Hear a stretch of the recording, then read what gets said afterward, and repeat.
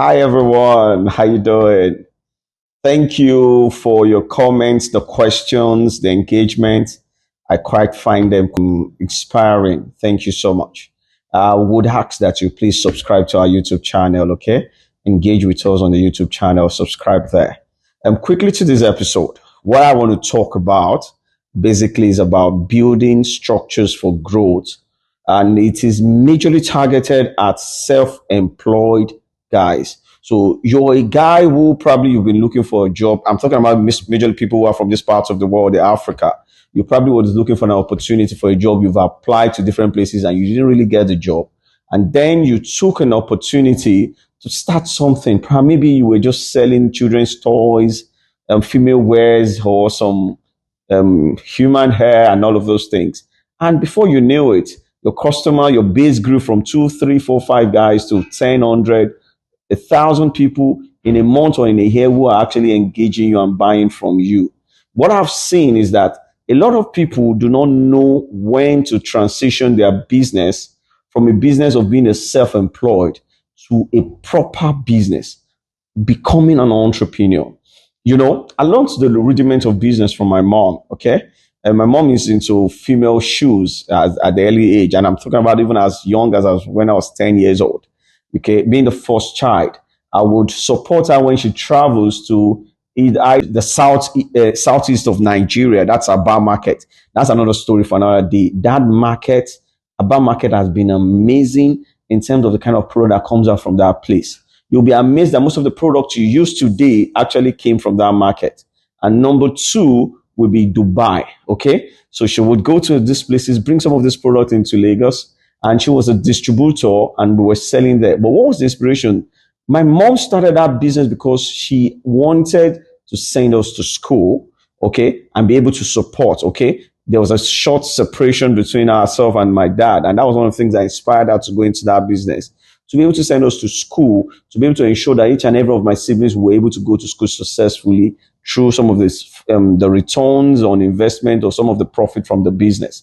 But would you believe that immediately we graduated from school, immediately you're out of school, that was almost like the graduation from that business.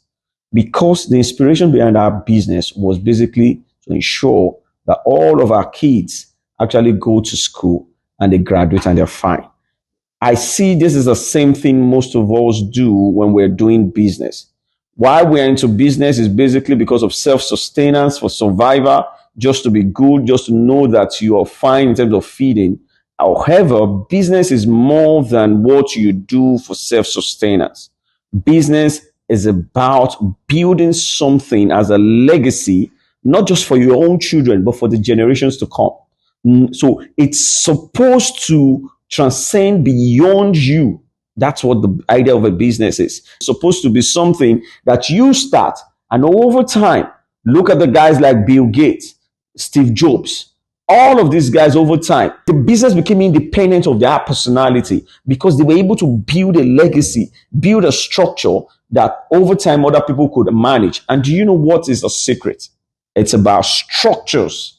It's about structures. You must know the time that this business has transcended beyond a self-employed scheme, something you're just doing for sustenance, to becoming a legacy.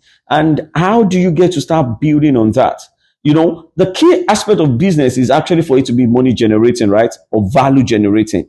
It becomes to give you certain values where you know that the orders from the customers, the patronage from customers, begin to bring income into that business, or for things that you need to do around the business.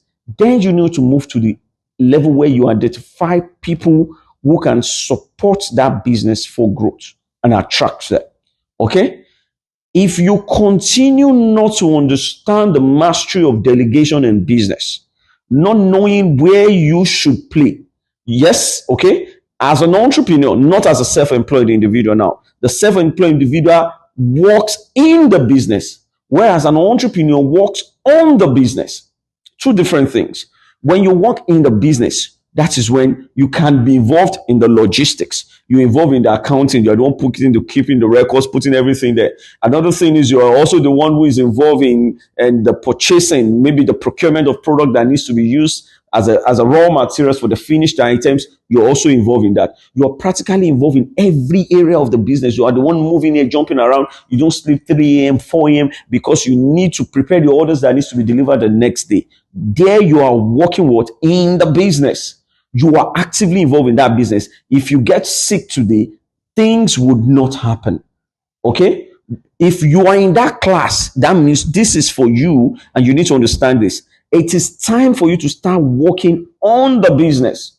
And how do you work on the business? Where you understand that your key responsibility as a business owner is majorly 2 to 3. Okay? One is about having a vision for that business.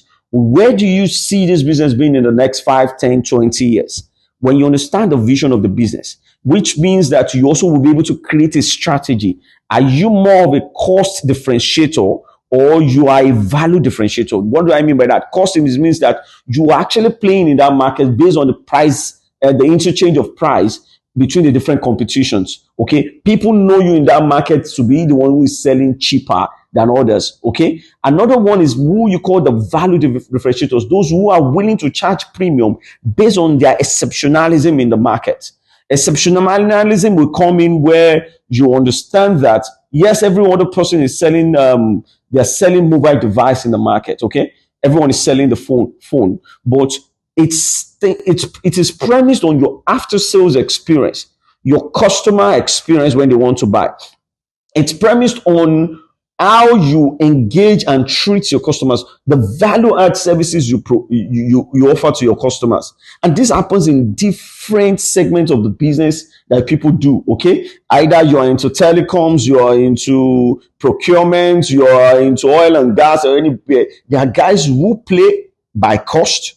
Some other guys play by what? By value, in terms of understanding that we want to create or carve a niche for ourselves in that market, and that is what we will position ourselves on. When you understand this and you know that this is where I want to play, it's important for you to now start working on the business to understand who do I need to support the process of growth for this business. Okay? And there are times that you'll be amazed. You think you need to be bothered about how much these guys are going to earn and the rest. If your business has begun to produce certain level of revenue, it's important that you become an employer of labor. An employer of labor basically because you are having these guys fully employed into your organizations, or they work with you as a consultant or as an intern or volunteer. But there are different ways that you can begin to delegate responsibilities. How do I know? That I need to delegate this responsibility? Immediately I can think top of my mind that this responsibility that I am doing, whatever I am doing, someone else can do it. So if I am trying to deliver a product and I know someone else can get that thing done, then I know that is not my job. My job as a CEO, like I was saying before I stopped there, is what? The development of the vision and strategy for the organization. Number 2 is to be excellent in the communication of those vision and strategy to everyone in that organization, and being able to break it down to what is their own responsibility. That is important. You must be able to understand that what is the responsibility of it as it aligns to the vision of the organization. Finally, is actually the ability to employ the right people who can convey your visions and execute it excellently. And this, I always say, it is devoid of nepotism. It's devoid of partiality, because if you are partial, if you're bringing people on the premise of people who are your family members, who are your tribal members and the rest into your organization, it's just a matter of time. You are taking that business for a crash. So these are things that are important for you as you begin to learn that you are no longer working in the business. You are now working on the business. And when you work on the business, you are looking at the 5 years, the 10 years, the 15 years run rate of that business, and how you want to make it a success. Okay. So these are things that you need to do to ensure that you power that business for growth, for excellence, for success. And I believe strongly that you give this some attention. Thank you, guys. God bless you.